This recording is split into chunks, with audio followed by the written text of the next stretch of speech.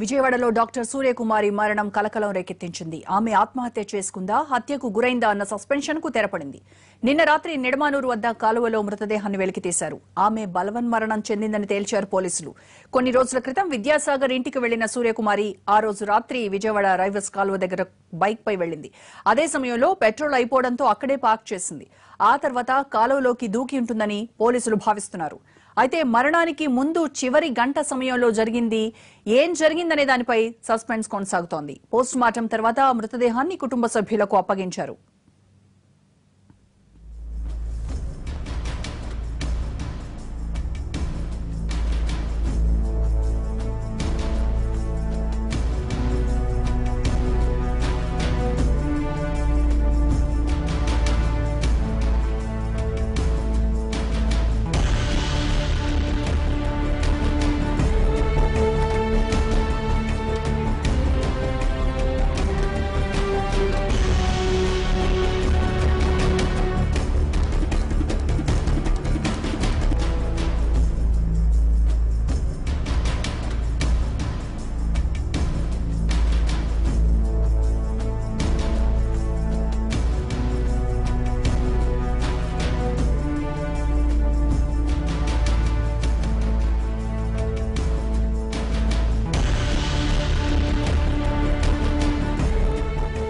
సూర్యకుమారి చివరిసారిగా మాజీ ఎమ్మెల్యే కొడుకు విద్యాసాగర్ ను కలుసుకుంది.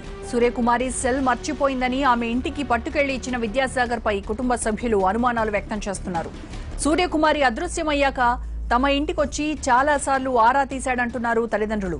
అయితే చివరిసారిగా సూర్యకుమారి సెల్ నుంచి విద్యాసాగర్ సెల్ కు వెళ్లిన మెసేజ్ లో కూడా వాస్తవం లేదంటున్నారు. మాయ మాటలతో సూర్యకుమారిని నమ్మించి ప్రార్థనాలయంలో పరిచయం పెంచుకుని వంచాడని ఆరోపిస్తోంది మృతురాలి తల్లి. దీంతో విద్యాసాగర్ ను సూర్యకుమారి గంట సేపు ఏం మాట్లాడిందనే దానిపై స్పష్టత వస్తేనే కానీ ఈ కేసు మిస్టరీ వీడేలా లేదు. మెడికల్ కాలేజీలో చదివింది. ఇప్పటికీ చిన్నపిల్లలాగా నేను క్యారేజీలు పెట్టడం కానీ అంతా నేనే చూసుకుంటూ ఉంటా. ఇంట్లో ఎలాంటి ప్రాబ్లం లేదు. ఆమెతో పాటు నలుగురు పాపలు నాకు ఒక్కతే కాదు కదా. అందుకే నేను బాగా పెంచాను, పద్ధతిగానే ఉంచాను. మరి ఈ మధ్యలో ఈ మోసం చేసి పాపనే అలాగ చేశాడు. మాయ మాటలతో లోపరుచుకున్నాడు అన్నటువంటి ప్రచారం. మాయ మాటలతోనే లోపరుచుకొని మరి ఇంకా ఏం ప్రెస్ చేశాడో పాపని. ఆ రోజు వాళ్ళ ఇంట్లో గంట ఉందంట. ఆ గంటలో ఏం జరిగిందో కూడా మాకు తెలియదు. ఇంటికి వచ్చి పాప మా ఇంటికి వచ్చి ఫోన్ వదిలేసి వెళ్ళిందనే చెప్పాడు తప్పితే ఆ గంటలో ఏం జరిగిందో తెలీదు. మాతో చెప్పడం 5 నిమిషాలే ఉందని చెప్పాడు. సీసీ కెమెరాల్లో చూస్తే గంట సేపు ఉంది అక్కడ. పెళ్ళి అవ్వలేదని చెప్పి మోసం చేశాడండి. తర్వాత తెలిసి మరి దాని మీద ఏమన్నా డ్రెస్ అయ్యి పాప ఏమన్నా మా ఇంటికి వెళ్ళి అడుగుదామని వెళ్ళిందో ఏం జరిగిందో తెలీదు.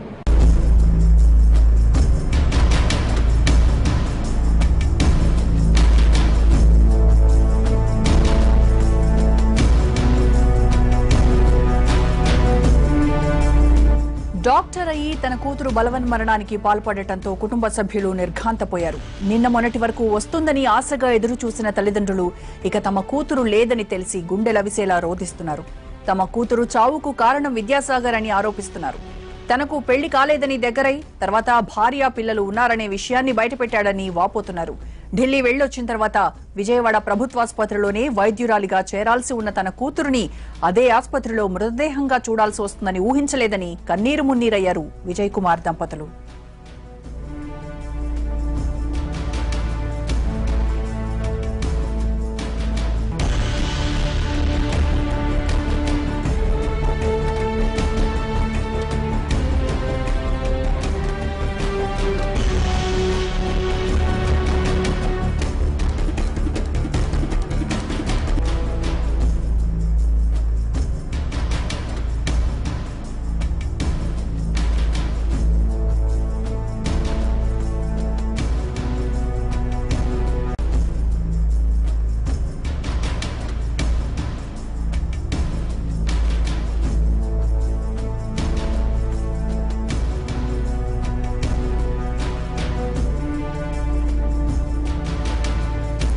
ఈ కేసులో విద్యాసాగర్ ను పోలీసులు అదుపులోకి తీసుకుని 4 రోజులు విచారించి వదిలేశారు. ఆ తర్వాత సూర్యకుమారి మృతదేహం కాలువలో కనిపించింది. దీంతో మృతురాలి కుటుంబీకుల ఫిర్యాదుతో విద్యాసాగర్ను అరెస్ట్ చేశారు పోలీసులు.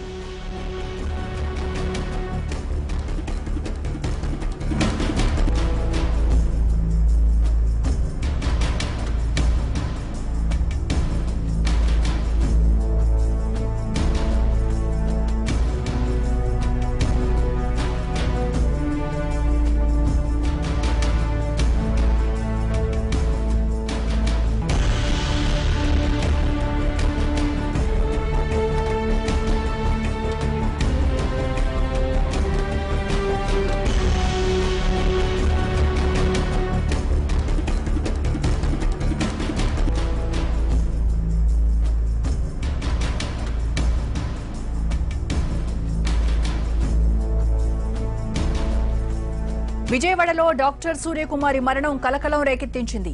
ఆమె ఆత్మహత్య చేసుకుందా, హత్యకు గురైందా అన్న సస్పెన్షన్ కు తెరపడింది. నిన్న రాత్రి నిడమానూరు వద్ద కాలువలో మృతదేహాన్ని వెలికితీశారు. ఆమె బలవన్మరణం చెందిందని తేల్చారు పోలీసులు. కొన్ని రోజుల క్రితం విద్యాసాగర్ ఇంటికి వెళ్లిన సూర్యకుమారి ఆ రోజు రాత్రి విజయవాడ రైవస్ కాలువ దగ్గరకు బైక్ పై వెళ్లింది. అదే సమయంలో పెట్రోల్ అయిపోవడంతో అక్కడే బండిని పార్క్ చేసింది. ఆ తర్వాత కాలువలోకి దూకి ఉంటుందని పోలీసులు భావిస్తున్నారు.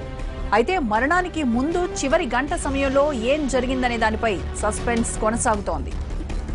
పోస్ట్ మార్టం తర్వాత మృతదేహాన్ని కుటుంబ సభ్యులకు అప్పగించారు.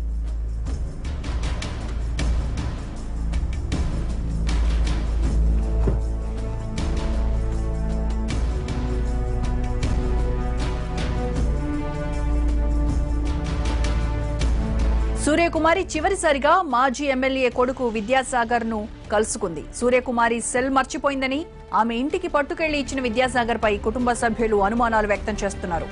సూర్యకుమారి అదృశ్యమయ్యాక తమ ఇంటికొచ్చి చాలాసార్లు ఆరా తీశాడంటున్నారు తల్లిదండ్రులు. అయితే చివరిసారిగా సూర్యకుమారి సెల్ నుంచి విద్యాసాగర్ సెల్ కు వెళ్లిన మెసేజ్ లో కూడా వాస్తవం లేదంటున్నారు. మాయ మాటలతో సూర్యకుమారిని నమ్మించి ప్రార్థనాలయంలో పరిచయం పెంచుకుని వంచాడని ఆరోపిస్తోంది మృతురాలి తల్లి. దీంతో విద్యాసాగర్ ను సూర్యకుమారి గంటసేపు ఏం మాట్లాడిందనే దానిపై స్పష్టత వస్తేనే కానీ ఈ కేసు మిస్టరీ వీడేలా లేదు.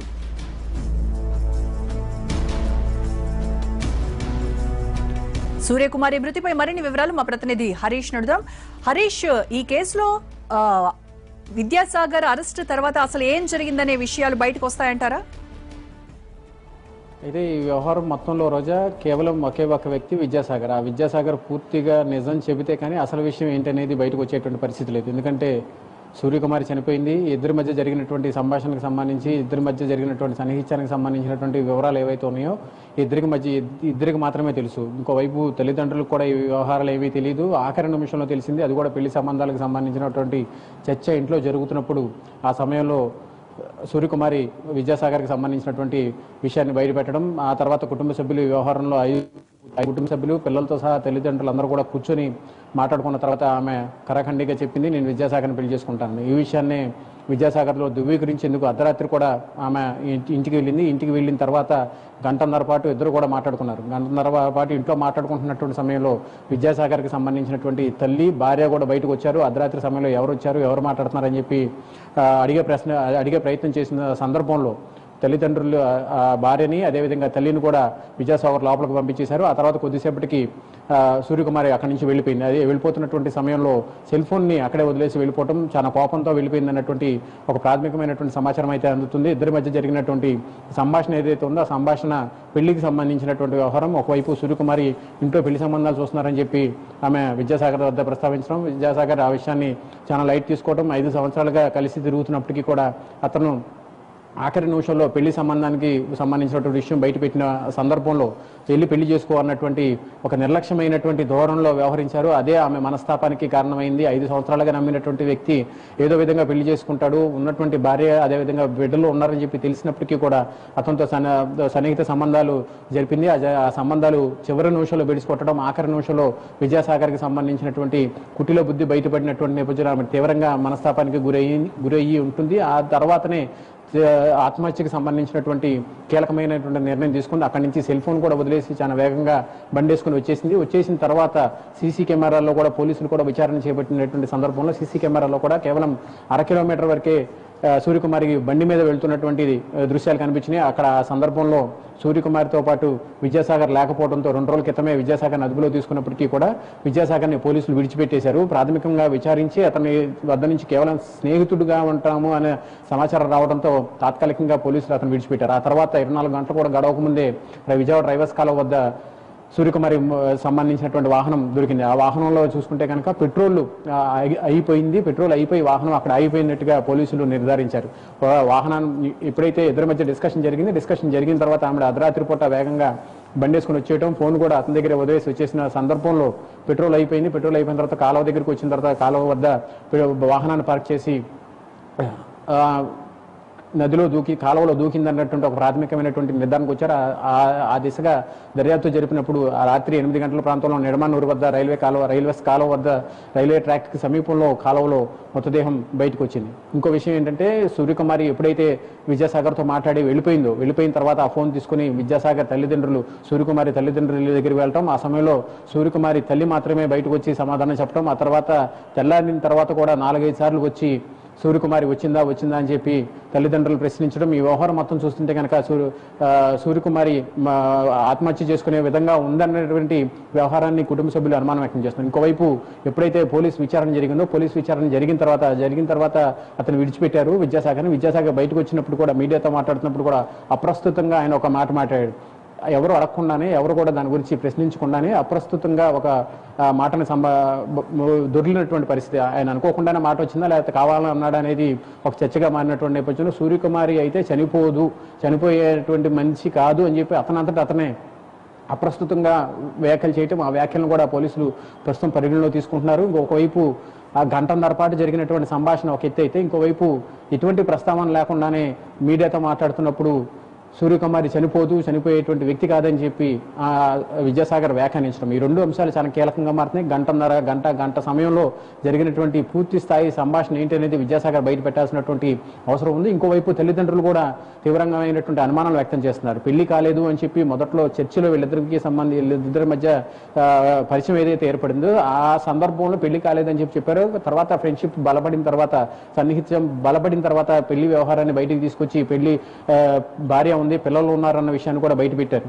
ఈ నేపథ్యంలో మొత్తం చూస్తే కనుక విద్యాసాగర్ వ్యవహరించినటువంటి తీరు, ఆఖరి నిమిషంలో సూర్యకుమార్తో ఏం మాట్లాడాడు, ఆమె ఎందుకు అంత కోపంగా వెళ్ళిపోవాల్సి వస్తుంది, అర్ధరాత్రి సమయంలో కూడా ఆమె అంత డేర్గా బండేసుకొని అర్ధరాత్రి 1:30 గంటల సమయంలో రోడ్డు మీదకి వచ్చి అంత వేగంగా బండేసుకుని వెళ్ళిపోవడం, ఈ 3 అంశాలను పరిగణలో తీసుకుంటే కనుక పూర్తి స్థాయిలో విద్యాసాగర్ మీద ఉన్నటువంటి అనుమానాలు బలపడుతున్నటువంటి పరిస్థితి. ఈ వ్యవహారంలో విద్యాసాగర్ ఒక్కడే కీలకమైనటువంటి వ్యక్తి కావటం, ఇంకోవైపు విద్యాసాగర్ భార్య కూడా ఉంది, ఆమె కూడా 1-2 సార్లు విద్యాసాగర్ అదేవిధంగా సూర్యకుమారి విద్యాసాగర్కి సంబంధించిన ఒక షాపులో ఉన్నప్పుడు చూశాను అని చెప్పి ఎప్పుడైతే విద్యాసాగర్ని పోలీసులు తీసుకెళ్లారో ఆ సమయంలో చెప్పడం, ఈ మొత్తం వ్యవహారాలన్నీ కూడా చాలా అనుమానాలకి తావిస్తున్నటువంటి నేపథ్యంలో గంటన్నర చివరిసారిగా ఇద్దరి మధ్య విద్యాసాగర్ సూర్యకుమారి మధ్య జరిగినటువంటి గంటన్నర సంభాషణ ఏదైతే ఉందో ఆ సంభాషణకు సంబంధించినటువంటి వివరాలు కేవలం ఒకే వ్యక్తి విద్యాసాగర్ మాత్రమే బయటపెట్టాల్సినటువంటి, అది పోలీసులు తీసుకునేటువంటి ట్రీట్మెంట్ ద్వారా అది పూర్తిగా బయటకు వచ్చేటువంటి పరిస్థితుంది.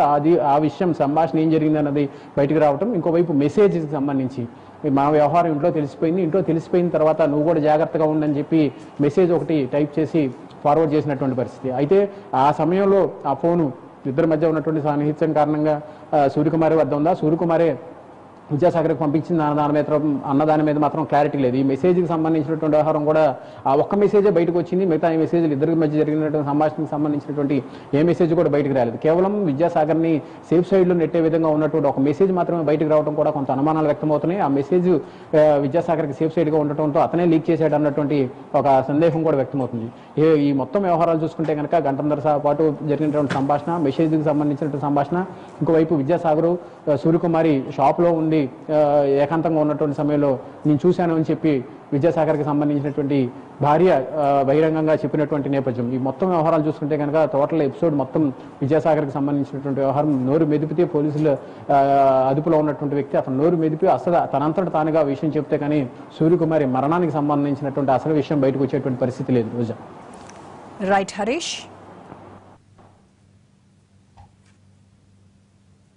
ఇంట్లో